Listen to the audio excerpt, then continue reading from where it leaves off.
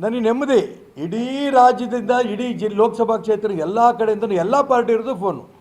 Sir ನೀವು ವಾಪಸ್ ತೊಗೊಂಡ್ಬಿಟ್ರೆ ಹೆಂಗೆ, ನೀವು ವಾಪಸ್ ತೊಗೊಂಡ್ಬಿಟ್ರೆ ಹೆಂಗೆ ಅಂತ. ಲಕ್ಕಿಲಿ ನೆನ್ನೆ 3 ಗಂಟೆಗೆ ವಾಪಸ್ ತೊಗೊಂಡಂಥ ಸಂದರ್ಭಕ್ಕೆ ಕ್ಲಿಯರ್ ಆಯಿತು. ಆವಾಗ ಅನೇಕರು ಫೋನ್ ಮಾಡಿದ್ರು, ಸರ್ ಇನ್ನೂ ವಾಪಸ್ ತೊಗೊಳಲ್ಲ, ಮತ್ತಿನ್ನೆಂತ ವಾಪಸ್ ತೊಗೊಳೋದಪ್ಪ ಅಂತ.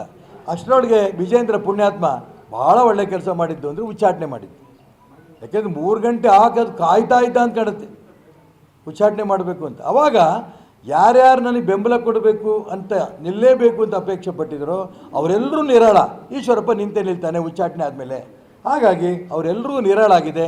ಅವರೆಲ್ಲರೂ ಕೂಡ ನೇರವಾಗಿ ಕ್ಷೇತ್ರಕ್ಕೆ ಬಂದು ಭಾರತೀಯ ಜನತಾ ಪಾರ್ಟಿಯ ಅಭ್ಯರ್ಥಿನ ಸೋಲಿಸಿ ಪಕ್ಷೇತರ ಅಭ್ಯರ್ಥಿಯಾಗಿರೋದು ಈಶ್ವರಪ್ಪನ ಗೆಲ್ಲಿಸಬೇಕು ಅಂತ ನೇರವಾಗಿ ಕಾರ್ಯಕ್ಷೇತ್ರ ಧುಮ್ಮಿಸಿ ಅವರೆಲ್ಲರೂ ಕೂಡ ಗೆಲ್ಲಿಸ್ತಾರೆ.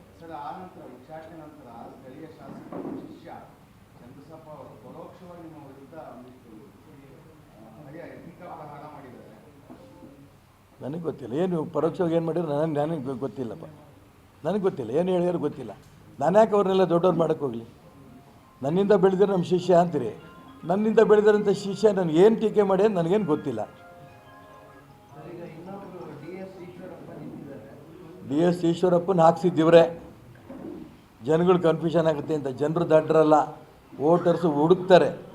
ಫಸ್ಟು KS ಈಶ್ವರಪ್ಪ ಹೆಸರಿದೆ, ನಂಬರ್ 8, ಅದಕ್ಕೆ ರೈತನ ಮತ್ತು ಕಬ್ಬು ಚಿಹ್ನೆ ಹುಡುಕಾಗ್ತಾರೆ ವಿನಃ ಇನ್ನೊಂದು 10 ಹಾಕ್ಸ್ಬೇಕಿತ್ತು, ಒಂದಕ್ಕೆ.